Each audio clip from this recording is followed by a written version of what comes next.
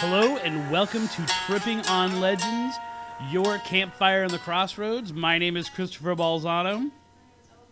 In case you didn't hear that, my sometimes co-host and always ride or die, Ella, who's choosing not to be in tonight's episode. I think that she might kind of change her mind when she hears us start talking.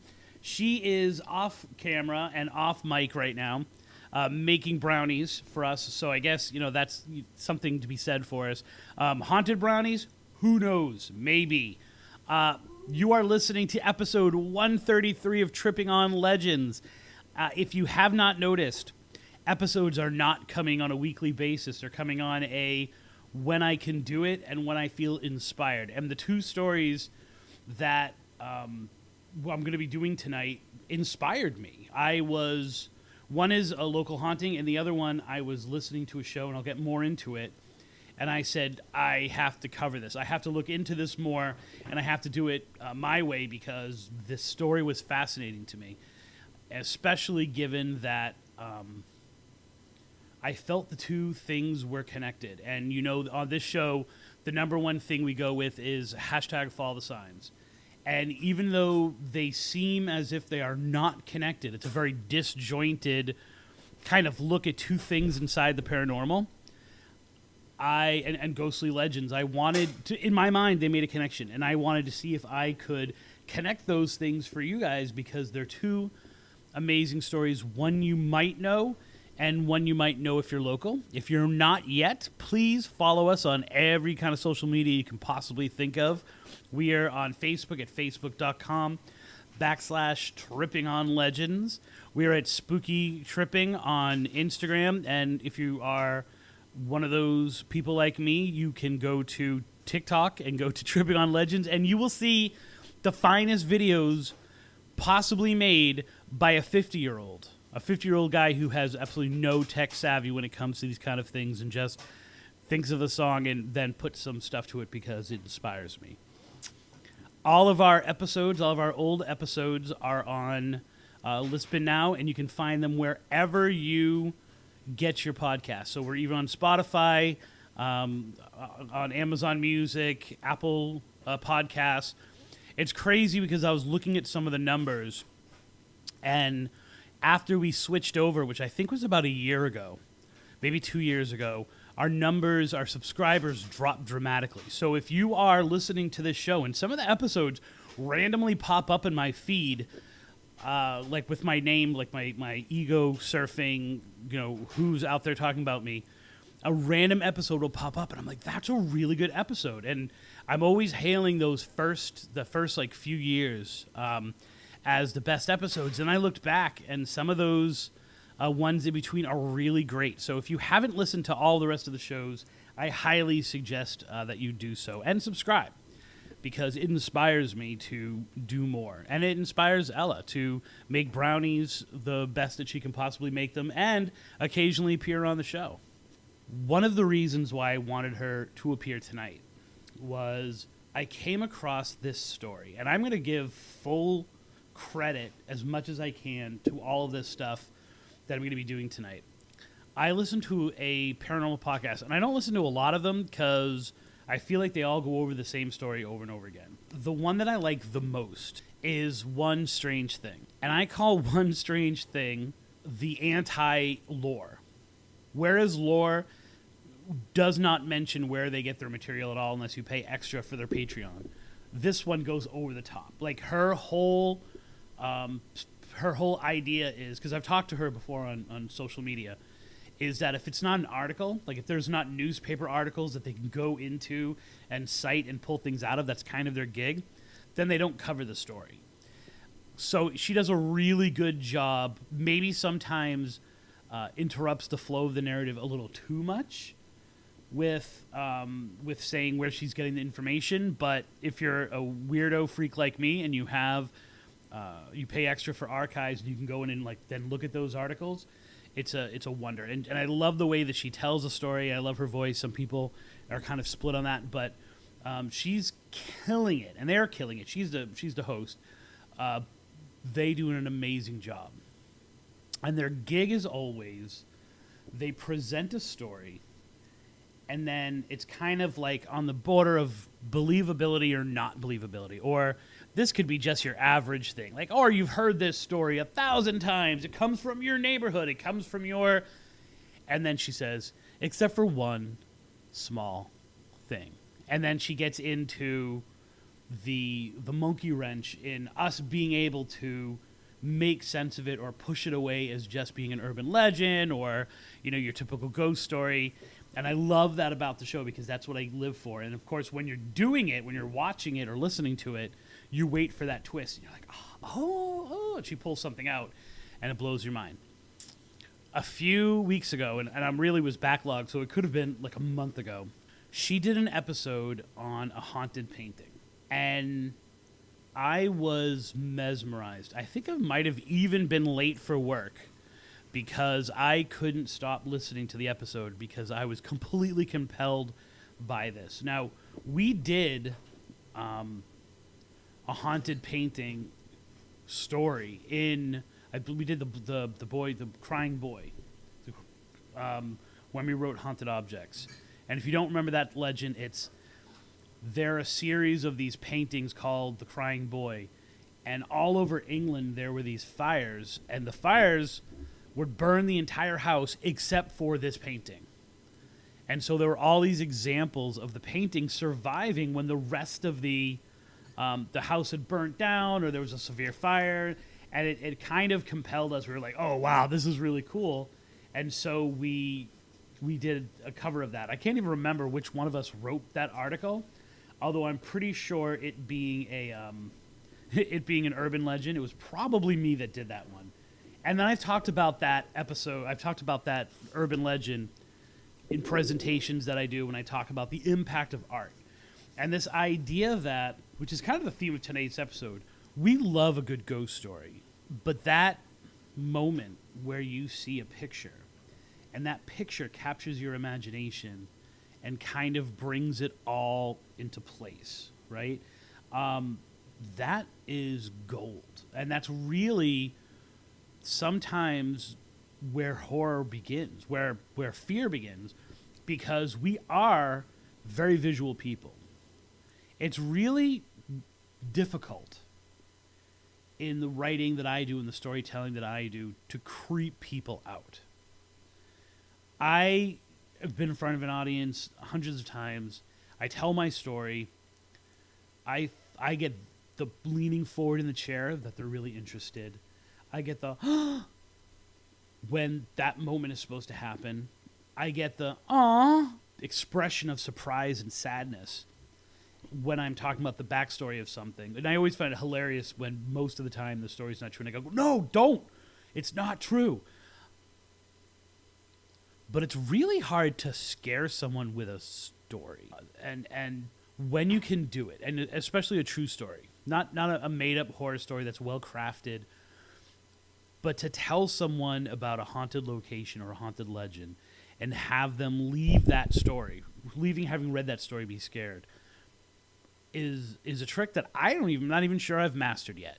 You know, people read my books, they're entertained, but I'm not sure anyone gets that feeling. There are a few books that have done that for me. I always say, I can't remember it. It's about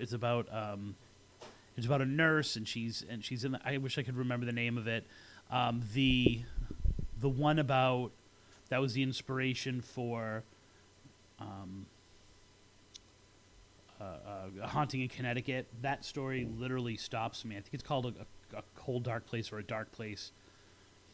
But it's really hard to get that done. But a picture, we can all agree that the story of Slender Man is spooky, is creepy, is hits us someplace. But let's keep in mind that the story of Slender Man was meant to accompany the pictures of Slender Man, right? They were meant to kind of add something to the pictures and give it like an extra pop. It's those pictures. It's that idea of seeing him in the playground, and he's just in the background.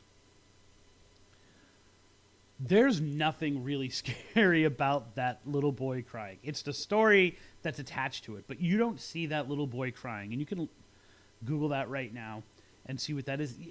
It doesn't. The picture itself doesn't move you, I'm not even sure the story is really scary as much as it is just like compelling.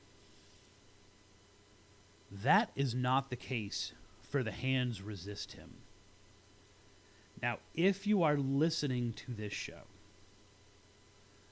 on podcast, I urge you to go Google The Hands Resist Him before listening to what I have to say about it, because you have to experience what this thing looks like.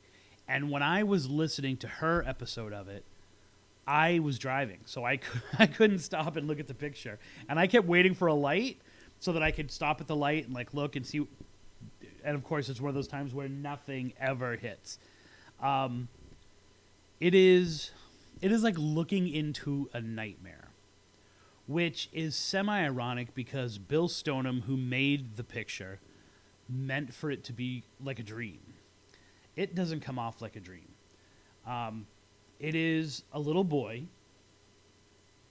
standing in front of a window, and he is with what looks like it's probably a little girl, right? But the issue is that the little girl looks like she could be a robot. It's 1972, so not quite robot type material. So it just looks like a standing doll. And they're standing in front of this window, and there are panes to the window. I'm looking over at Ella so she can correct me if I'm getting this wrong. And then especially in the bottom, there are all these different hands. And if you zoom into all of the hands, you see that they're all making weird little gestures and kind of the scary stuff. And then there are echoes of body parts in the upper parts of the window as well, or this window as well. Now, when Bill Stoneham originally made this, he was very much into kind of this Freudian, Jungian, dreamscape kind of idea, right? This whole concept of journeying through imagery and through symbolism into what might be your emotions and what you're hiding inside, what's going on inside, and what's messing with your head inside. And so he painted this, like I said, 1972.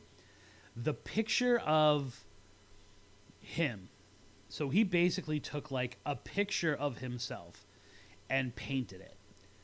And it's funny because in the show that I listened to, they said it's photorealistic, and I don't think that that's photorealistic at all. The picture of like him, the image of him, to me, okay, so I'm dating myself. If you can imagine the little kid in the Porno Graffiti album cover, that's what this little kid looks like, but a little bit more realistic. And the doll looks much more realistic to me, but it's got that whole uncanny valley thing going on where it's even more human looking than I think he looks like, but it's so not. Right now, Ella, for the first time ever, is Googling Porno Graffiti. Am I right? No, it's an album cover. It is nightmarish, right? And so our first thing I'm going to do is I'm going to read, like this poem was partly inspired, the Hands That Resist Him was inspired in part by this. And he was an orphan. And so he found a picture of himself when he was 5 years old, and it kind of brought back this emotion. He is of the seeing visions. His strokes reveal them. In a rush of color of madness of mystics, and his head is the highest center. It must confront its enemy. The hands resist him, and the secret of his birth. His presence is the sanctum heartbeat, felt in darkness and in passion. Its sound, the sole gift to that silence. This picture, which was never intended to be part of the lexicon of the supernatural, should have, for all intended purposes, just gone on to obscurity, right? It did not. In 2000, this picture appeared on a somewhat new, by that time, website called eBay. Now, how this story passed by Tim and I and we didn't see it for the Haunted Objects book, I haven't the slightest idea. Because from what I understand, and I'm knee-deep in the paranormal at this time, this caused the biggest craze you can possibly imagine. It was listed for $199 and was hailed as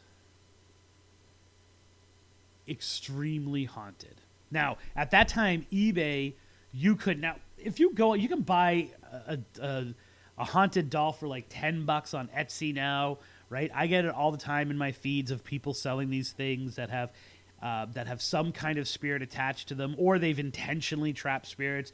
You can get jars of ghosts, and fairies trapped in them. I mean, there is a huge market now in 2024 for haunted objects, for haunted or cursed items, and they don't make a big splash because there are so many of them. There were none at this time. This is really, truly like the first really exploded ghost object on eBay. If you've got other ones that you know of, feel free to comment on that were around that time. But this one captured the imagination of eBay, which at that time had to put out a claim, right? So there's a disclaimer from eBay on this saying this site is for entertainment purposes only. Like, you are bidding on an actual object. You are not bidding on any curse or ghost that might be attached to it or anything like that. You are bidding on the item itself. So, don't blah, blah, blah. So it came with this warning of like, don't buy this if you think it is supernatural, paranormal. Buy it because you think that it's cool and the backstory is cool.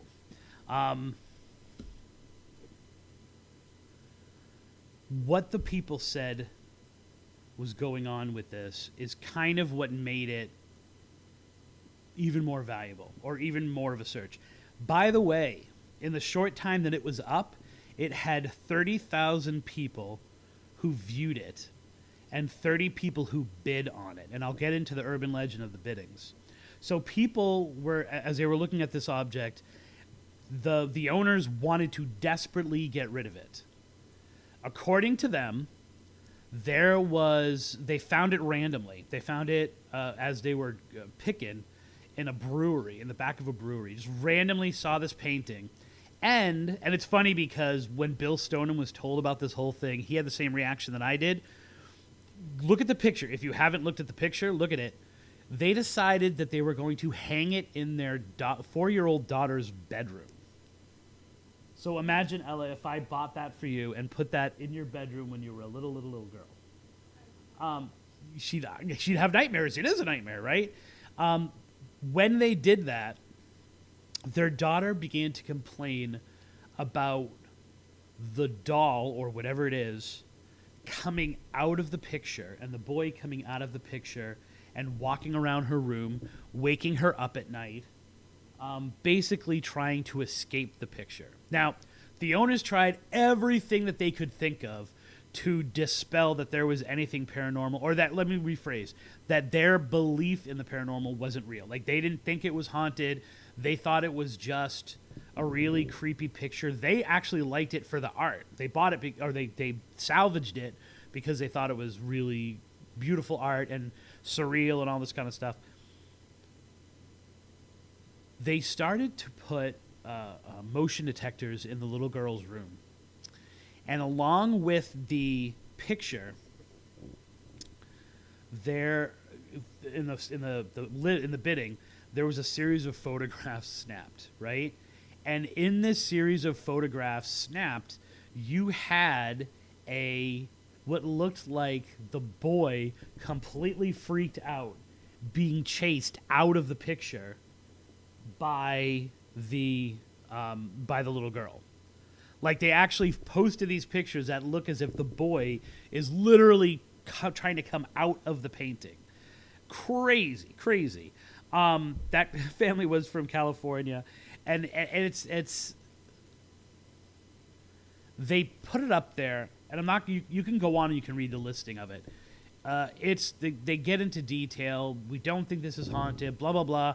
But we highly encourage you not to bid on this item if you have small children. Do not take pictures of this of this bid, this item, and then like hang it around places or show it to little kids or use it as the background of your computer. Like, so they were totally playing both sides of the coin. It ends up selling. Ready for this? For $1,025. So they put it up there. This, what was supposed to be junk, they ended up selling it for over $1,000 to a guy named Kim Smith, who runs Perception Gallery in Grand Rapids in the great state of Michigan, who has displayed it a few times. And he says when he displays it, sometimes bad things happen, but he's really reported no paranormal stuff himself, or has not been forthcoming about that. The mystique around the painting remains, and a lot of it has to do with the mysterious background of it, but then also what happened when they were bidding it. So it was bought, so it was shown, right? It's 24 by 36 inches, so 2 feet by 3 feet. When he showed it at the gallery, it was bought by a man named John Marley. If you don't know the name John Marley, open up your IMDb, because he has one of my favorite lines in movie history. He was a somewhat famous movie actor who was in the movie The Godfather, and he is the unfortunate movie producer who wakes up with the horse head in his bed, right? The infamous horse head. I reference it all the time in my classroom when I'm talking about foreshadowing and things like that. And he's got one of my favorite lines of all time. And she was a great piece of ass, and I've had them all over the world. Like, I always love that line. He buys it, and within a year, now this is urban legend because I've heard different times. One site that I trust, when one strange thing says something, I trust it. They said 4 years after the sale, so like 1976, 1977, the gallery owner who had displayed it, who had chosen it for this thing, and he dies mysteriously. The urban legend is he died within a year. The man who reviewed it, so there's an actual review of this online. The man who reviewed it, he also died within a year. Not really accurate, kind of more urban legend. And then they say that John Marley died within a year or 4 years, but John Marley dies in 1984, so I don't know where they're getting that. The picture drops into obscurity. No one knows, and here's what's the weird part of the story. No one knows what happens between 1984, when John Marley dies, and the late 1999, when it's discovered by this family in California, right? So we have this kind of 15, 16 year gap. We don't even know if it was in John Marley's house when he died. Like, he buys it after this auction or after this gallery showing, and it supposedly goes to his house, goes up on a wall somewhere, and then resurfaces in 2000. So it's really hard to say that the family who put up the posting was not full of crap. We're looking through a mysterious thing. We then decided to put it in our daughter's room. If you look at this painting, there is no way you would hang this in your daughter's room. Even if you didn't think that ghosts were real or there was anything weird about the painting, like spooky, or it's not, message-wise, it's not even like something that a kid would enjoy. Like, I really want to look at this doll and these like weird, creepy hands. When it went up on eBay, like I said, it got 30 bids. The deal was people were bidding on it, partly because it was so creepy, but partly because if you did, just viewing it, but if you bid on it especially, you were getting weird, supernatural, paranormal things happening to you, right? People were literally feeling like they were being choked, or if someone was pushing them, just from looking at this picture online. right? People were hearing, they'd be watching it, they'd put a bid in, and then they would start to hear little kids in the room with them, giggling, laughing, right? Scampering about the room. They would hear these same kids screaming, right? You'd place a bid, and then all of a sudden kids would be screaming in your room. And so it became this thing to do. People were going online, and they were bidding and viewing it and saving the image so that they could mess with it, so that they could try to touch it. A lot of people were reporting, and this is crazy, being under like some level of hypnosis, right? Like they would be watching it, and then all of a sudden they would have these time slips and things like that. Like it really was this thing to kind of do. Like I guess you could say tripping on paintings. Like it was something that people were challenging their friends to do. See if you can go do it. See if you can go if something happens to you. Which is why it got 30,000 clicks. Like not only was it the interest in it, but also it was the fact that you could, just by observing it and bidding on it, you could get cursed yourself. There are a few different variations, and here's where you start to know that it's a true story, but then also it is, an urban legend, is when you start to see the variations. Some of the variations are people that would say they would take a picture of it, or even like the story was happening with the family is the boy would just straight out leave.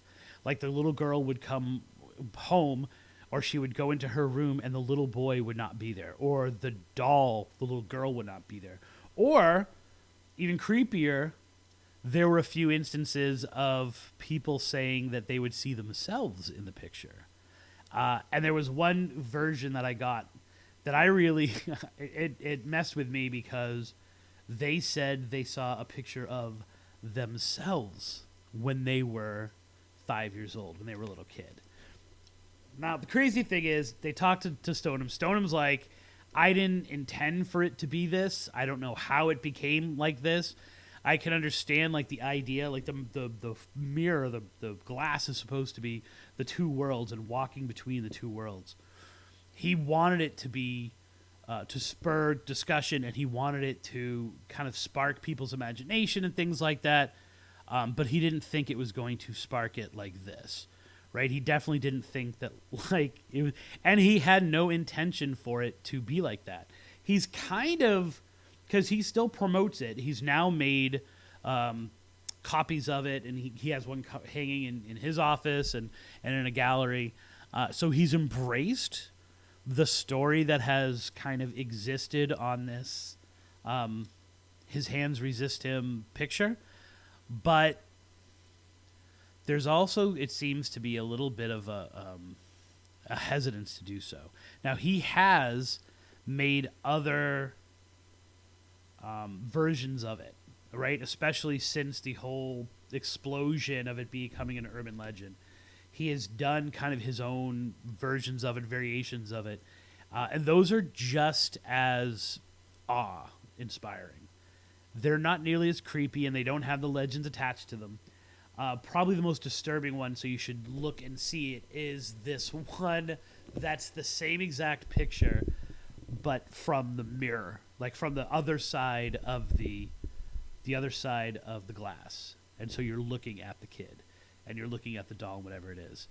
It really is one of those things that you have to experience, and that's kind of what the story is here.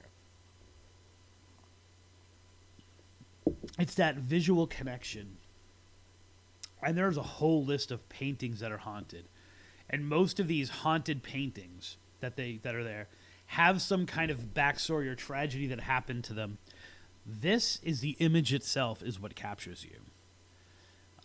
And there's a lot of disturbing art that's out there that can, every time there's a movie about the devil and they show those great old wood carvings and things like that of those evil demon devils eating people and rising, those are really unsettling, but not like this. This is one of those things where when you look at it, you feel as if they're trying to touch upon something unspoken and something really creepy inside all of us. And that's what I dig about it. And then you get this amazing story to it and completes it. You know, I was talking about a few years ago, my book, which I am constantly talking about, strangely enough, and the story that I remember from that, and it was hailed as a true story, although I'm not sure it is, was this painting, and it had all these curses attached to it, and I always remember that sometimes the upper light in it was a castle, and one of the upper lights in the highest point, sometimes it would be lit and sometimes it would not be lit. And every time it was lit, they would go and they would touch it and the paint would be dry. And yet, for some reason, it would magically change, ghostly change. And that story, above all of those other stories, stuck with me for 40-something years. And I still remember in my head what that looked like. That picture was enough to stay with me and to some degree spark my interest in the paranormal. Just like that, looking for that moment where you touch the painting and the paint is dry. Shifting gears, but in my opinion, only slightly. I would love to know how many of you have been to Spider Gates Cemetery, or the Friends Cemetery, I think it's also called.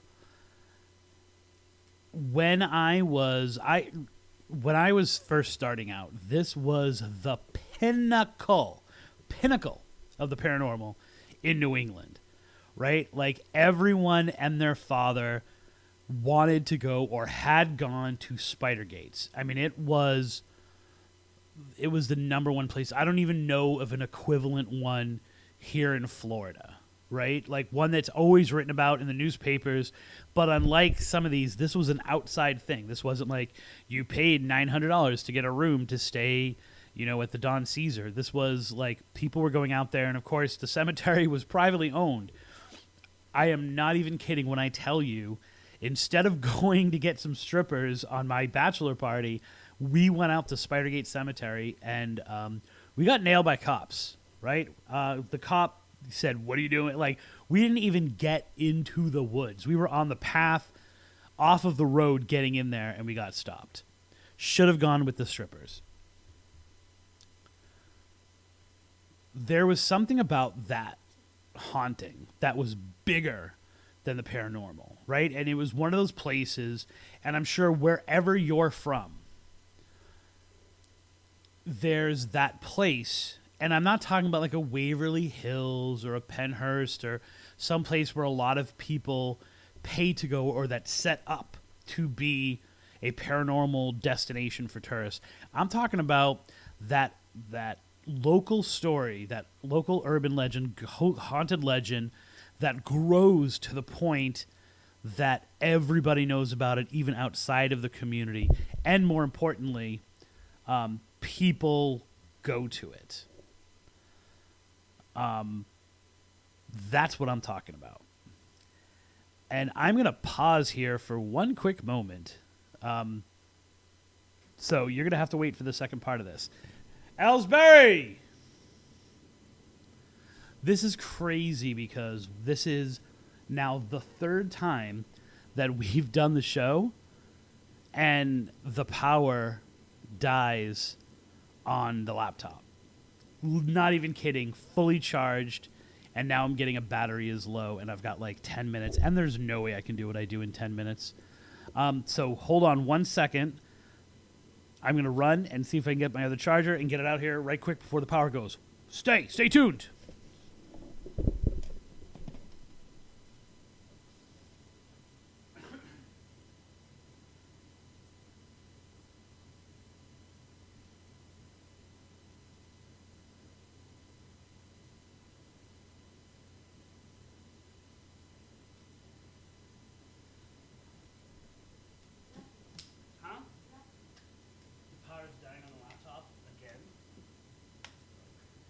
Isn't that crazy? Huh? Well, yeah, I didn't shut everything down. I didn't want to stop everything. All right. Oh, shoot. Ugh. Wait. Okay. Oof. Oof. Back. Whew. Okay. We're back into it. This now says plugged in. Beautiful. Beautiful. Isn't that crazy? I'm going to get back into this for 1 second. It's crazy because people are posting and I can't see what they're posting. It's really annoying me. All right, we're back. And we're back! Unfortunately, I accidentally just typed in KKK pop, which is not a music I endorse.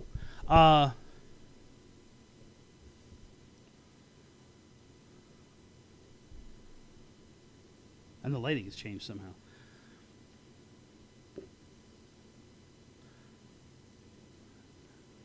There was something to those bigger than life. You kind of watch it become bigger than the haunting. And it becomes you're no longer going to see you're no longer going to see the haunting. You're going to see the haunting that everybody's talking about. And it has a different feel to it and a different flavor to it because it becomes more than just the stories of the place itself. How many of you remember Danvers? Danvers State Prison or Danvers State Hospital. I now feel that after 15 years, I can start talking about it again after my cease and desist letter that said you need to stop talking about how you've been to Danvers and going underneath the buildings and the tunnels and things like that. That, once again, before that became condominiums, that was the other place to go. That was the huge paranormal place to hit, was to sneak. And here's where it kind of connects with what we're talking tonight. To sneak onto the property and to tour those buildings. Extremely haunted, but it also hit that urban explorer part of you, right? That in the movies, the team that goes through, and of course, if you watch Session 9, that takes place there. But even without that, that whole concept of the paranormal team goes through, they get stuck underneath the building, like it had that aura to it. And it was fun,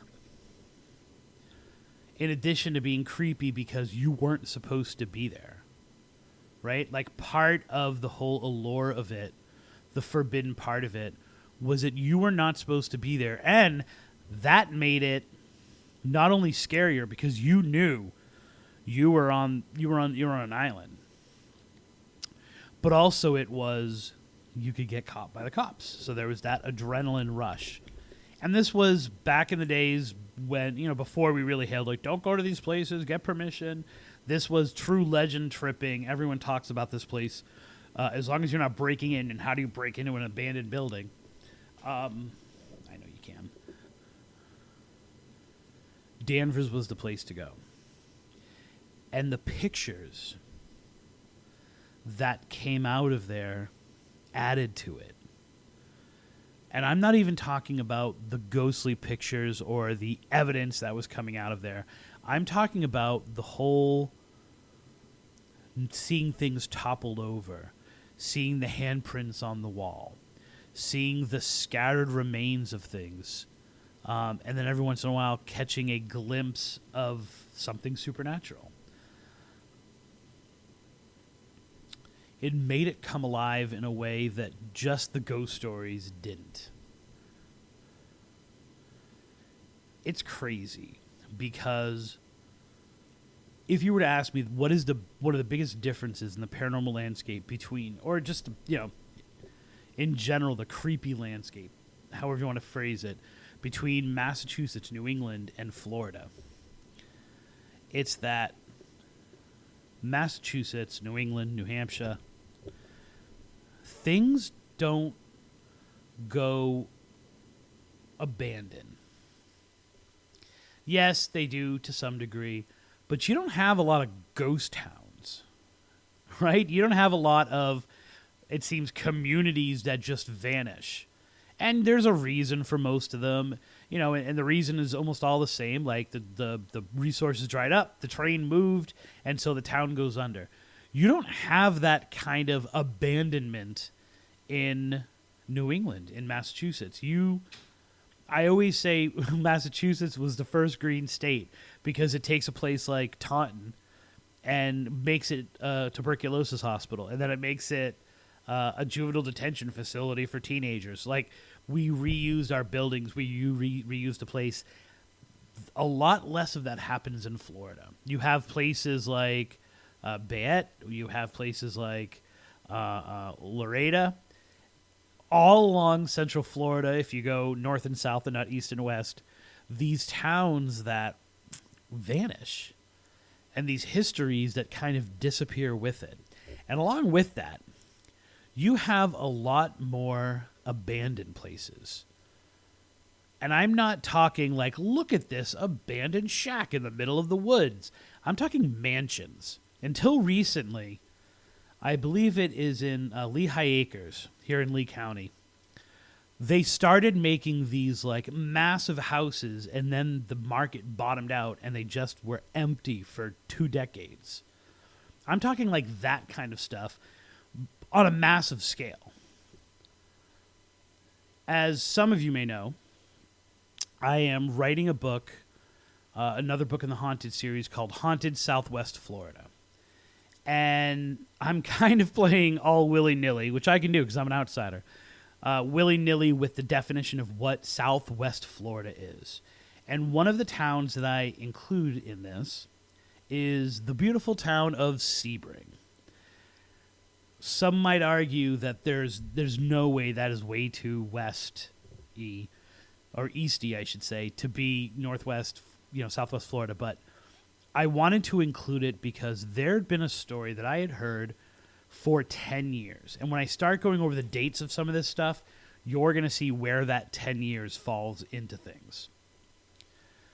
I remember being told when I worked at some of my first schools about this abandoned hotel in the middle of the woods in Sebring, Florida, and being challenged by my students to go out and look for it.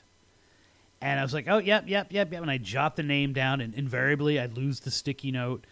And so I never followed up on this, and time passes, 10 years passes, and I never went out there to look at it. The name of this hotel is the Kenilworth Lodge. Now, if you are from this area, if you are from Southwest Florida, you have probably come across this name if you are at all into the paranormal, because it is a monolith of the supernatural here in Southwest Florida. And the crazy thing is, no one has a story about it. No one has a first-hand experience to convey. It's all repeating what other people have experienced. Now, I'm saying this to some degree to spark a discussion, because I know that there are people out there. This hotel is over 100 years old. It was built in 1916. Towards the end of its allowed to be going into, before it was officially closed, it was a place that paranormal investigators went into.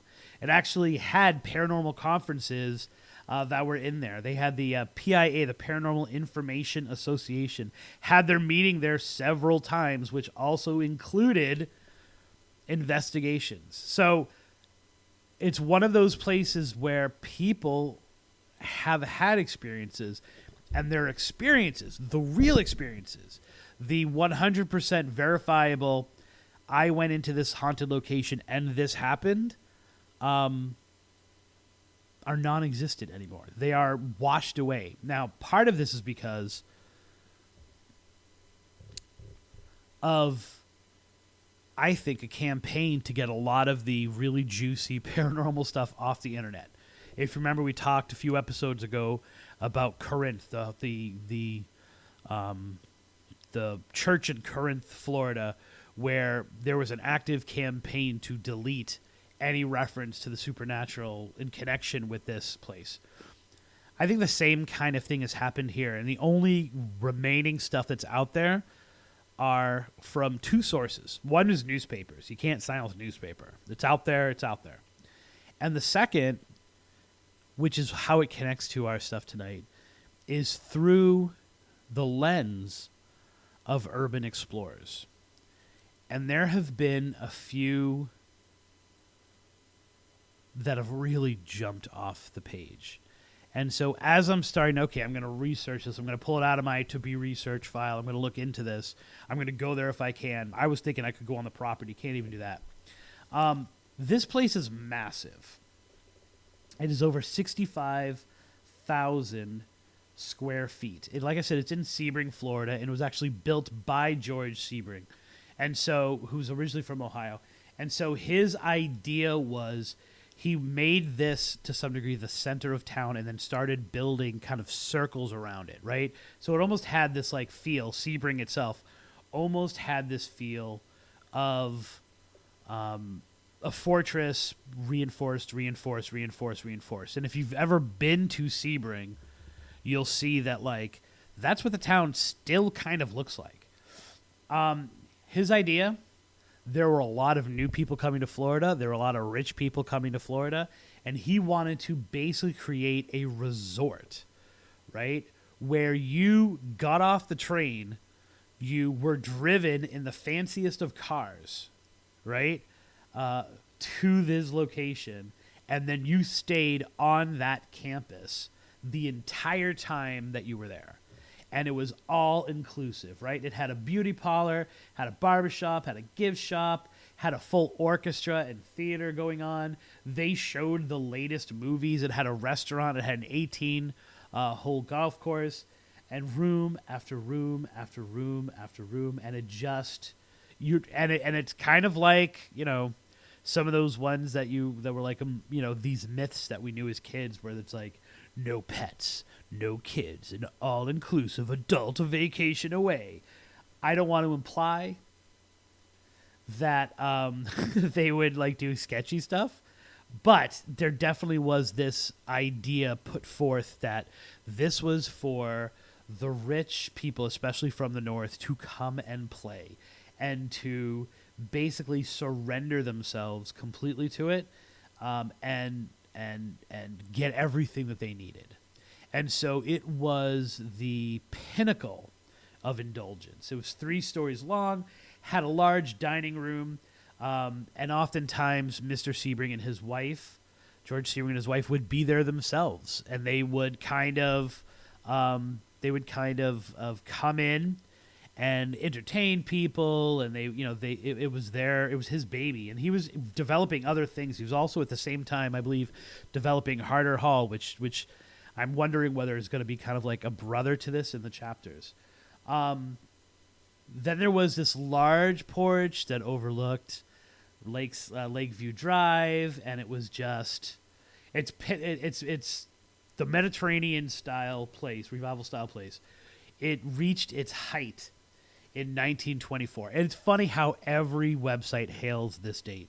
1924, it held the U.S. Governor's Meeting, where governors from all across the United States came, and they were there for this extended period of time, and it was just like, it's like, we're going places now. It really didn't, though, right? Like, if you look at the history of it, in 1923, so it opens up in 1916. In 1923, it sold to a guy by the name of John Connolly. In 1925, it sold again to a guy named Vincent Hall and George Klein. 1927, the company that owns it goes bankrupt, right? And another company buys it. Like, it goes through all these hands. And I'm already seeing, it's great in the comments, people saying, I've heard of it, I've been nearby it, or I live nearby it. I've never been to it. For what it was, and it to some degree, and Sebring is kind of still like this. it was a world unto itself.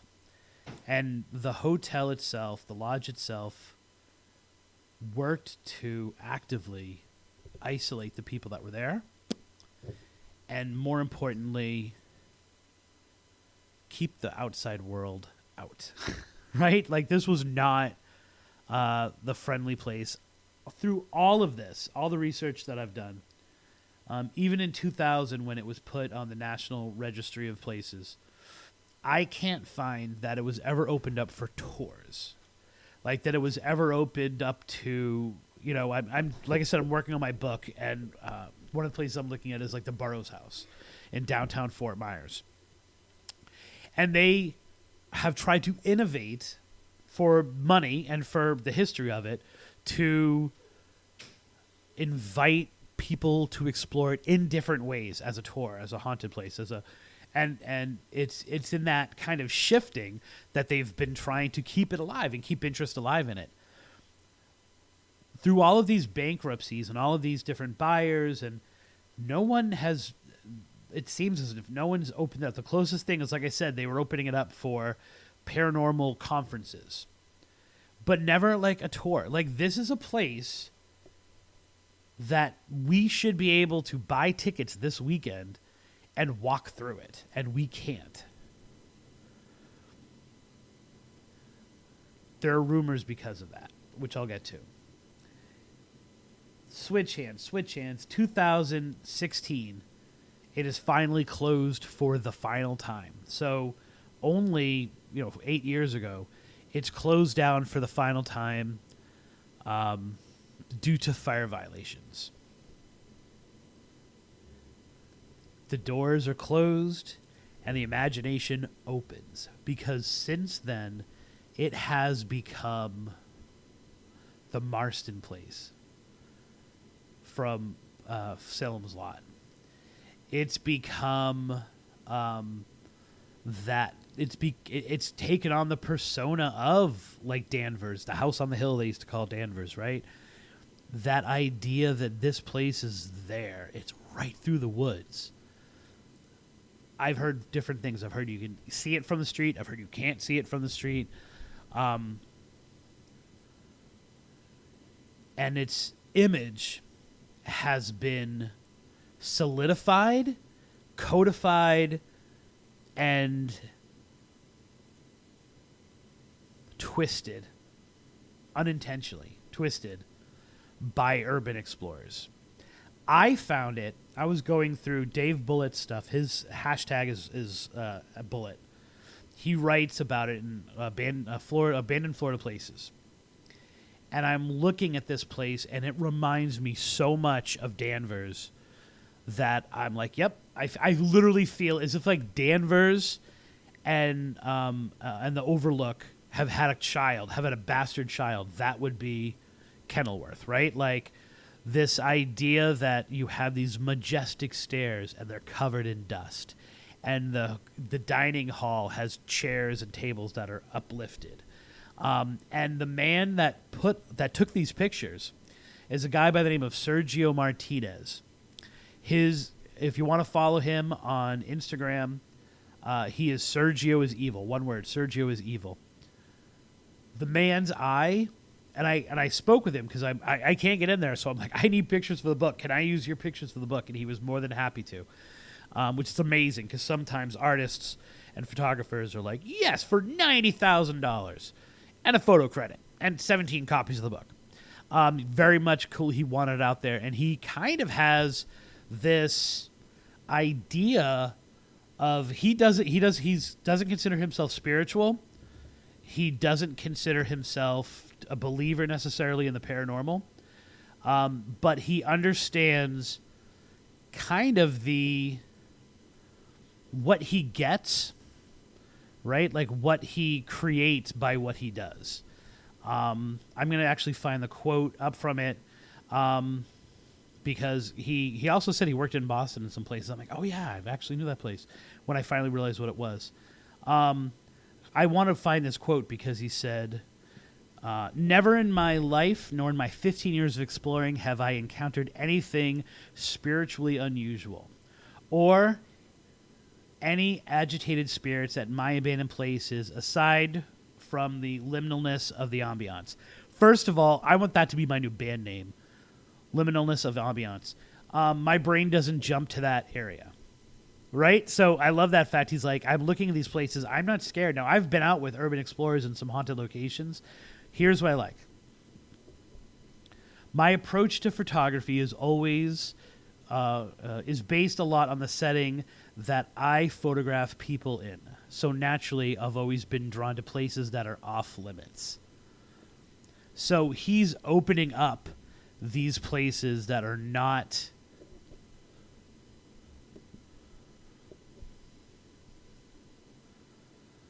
open to people so that they experience what he kind of himself doesn't experience and doesn't even necessarily really believe in. I love that idea, and his eye is amazing. If you go anywhere on the internet, you're going to find Sergio's pictures, and they're amazing. What they have done for the paranormal reputation of this place is both folklore and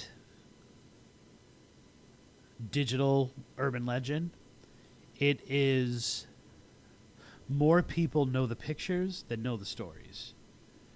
And when you look at his pictures, even though he doesn't, right? He doesn't view it from that point of view. He makes you believe. And because you can have the stories that people are saying and then have these pictures alongside and you can imagine what's going on, because those things are side by side, because we have that visual, because we have the story coming at us from two different mediums, it's melting our eyes and it's bursting in our ears because we have both of those things together. It lives beyond probably what actually happened there. People, excuse me, while it was open, people reported all the stuff that you would imagine in a hotel like this. Doors opening and closing, ghostly visitors sleeping in the beds at night. People oftentimes reported, and of course it's always got to be a 3 in it, right?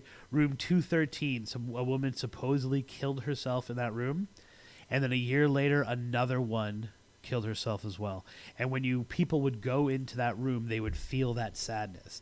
They would have those like completely fine and go in and have these suicidal thoughts and sometimes even witness an echo of the actual suicide.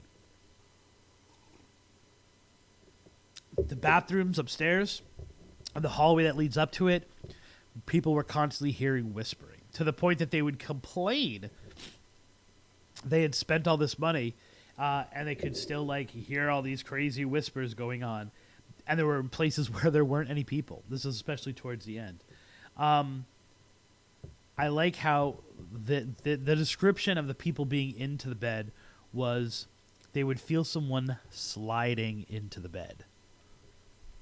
Right? So it wasn't necessarily like they'd wake up with someone in the bed. They would feel someone. And that word, of course, repeated. That's how the legend breeds. Sliding into their bed.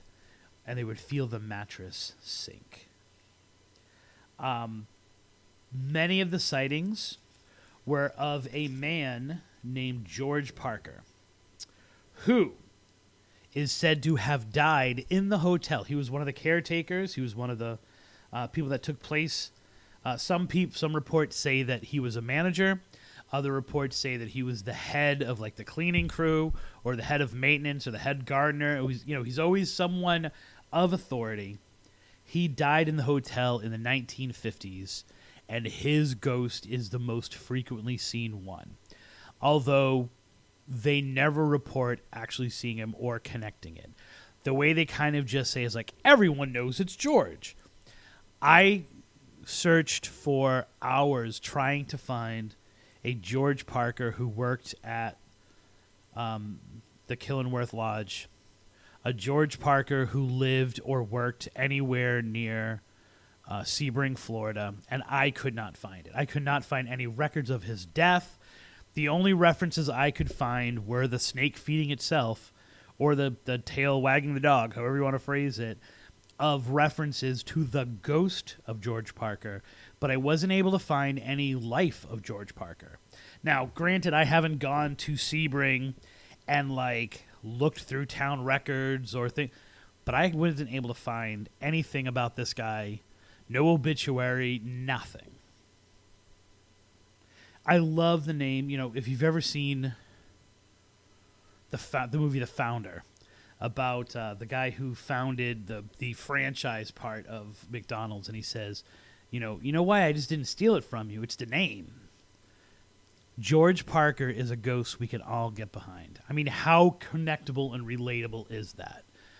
So you have this story. You have a place that had a reputation for being haunted. Ghost stories coming out. Paranormal people had a conference there. And then it closes. 2016 closes. And then you have Sergio coming in. Sergio, brother, you're not evil. You're a saint. Because he comes in, he takes these pictures, and those pictures become the story. They allow this haunted place to have a life after its death. Because now people are looking at that visual, knowing that it's got to be haunted. If it looks like this on the inside, it's got to be haunted. Forget that I couldn't find any record of suicides. I couldn't find any record of deaths happening there, tragedies happening there. All I could find was sale after sale after sale after sale. No George Parker, but what I found was Sergio. And in doing that, I found the same exact thing every other person who's into the paranormal in this area finds, and that is there once was a house. The house was haunted. Let me show it to you. And because you can see those pictures, and because his eye acts as a spirit itself walking through that place, you can imagine it's haunted. And when you can imagine it's haunted, and you can't find contradictory information, there's not a lot of people saying, I've been in there, nothing ever happened to me. He's literally saying nothing ever happened to him. But the majority of stories are, look at this picture. And they steal his stuff all the time, right? If he wanted to, he could rain terror down upon the internet with the people and newspapers and things like that have stolen his pictures and reposted them. But instead, what he's done is help to create the myth. The place hasn't been torn down. It's been 8 years. 2021. Things kind of reach their peak because so many people inspired by these pictures and inspired by other urban explorers and so inspired by whispers of these stories start breaking in and getting nailed by the cops. You can go on Instagram, you can go on YouTube, and you can find people trying to go in there to investigate, trying to go in there to it's funny, man. Paranormal investigators, we're idiots, right? We always get caught going into these places. You never hear, what's his name, Brian Paulson, who was doing this in Massachusetts back in the day. Sergio, they're not getting caught. And is it intent? The urban legend that has kind of developed around this because of these pictures, because of these stories, is that the town can't tear it down. That there's something in the walls, there's something in the ground that it's on, that the lodge itself holds these dark spirits in place. That if they were to tear it down, if they were to try to develop it into something else, hell would rain down. It would unlock something that they would regret ever having done it. And that's the power of these stories, right? The power of these stories is that you can look at this story, and it doesn't make any sense, right? Sebring is not the gates of hell. And yet, because we can connect all these images and connect all these stories, we now can see That makes sense. What are they hiding? The cops are keeping people out. Why don't they just tear it down? Like, can it be used for something? Sebring is not the end of the world. Even though no one knows where Sebring is unless you're from here, it's not it's not the desert. It's not the pictures become the story. I highly encourage you. Like I said, his IG handle is Sergio is Evil, at Sergio is Evil. Bullet is at Bullet. Like Bullet, even though that's not how his name is spelled. I'm going to continue following this. I'm hoping that I get this out in time so that people can kind of give me some of their feedback on this location, because I would love to know personal experience. If you know me, you know how I get into these stories, how I unlock them is by finding like the meat for me, the story. The meat for me in the story here is this is some place that most people have never been to, and yet it holds this place of honor in the paranormal world because of these pictures. Like the stories are kind of the stories are the eggs and the batter, but like the cooking of it is from these pictures. And that's my angle. That no one knows it, but everyone knows it. I highly encourage you to follow me on my social media, because we are coming up on spooky season. I have a ton of things going on, including if you are in the local area, if you are near downtown Fort Myers, we are running. If you don't know, I now am one of the tour guides on the True Tours, truetours.net, on the True Tours Haunted History Tour, and we are killing it right now. We have all these newspapers that are coming on the tour and everything like that. Spooky season is coming up, and we're going to be doing a ton of downtown tours, like all through October. Follow me on my social media so that you can kind of see all the places I'm going to be appearing. Chances are I'm going to be at a library near you in the next 2 months. So, and of course, that's at trippingonlegends.com or facebook.com/trippingonlegends, at Spooky Tripping on Instagram. TikTok is Tripping on Legends, and you can email me anytime. Right? Love to have an email from you explaining your favorite haunting or commenting on one of the things we've talked about in the episodes at spookytripping@gmail.com. Until then, I am going to continue to sporadically post when something inspires me, the way that Sergio's pictures inspired me, the way the hands that resist inspired me. I will post, even if it's not every week. We will come on and we will do our episodes, and we'll do our best to kind of give the Tripping on Legends treatment to all of these new stories that are coming up. I've got a whole bunch of them. It's just a matter of being able to get them out there. So make sure that you're following us, make sure you're listening, and make sure that all of your trips are legendary.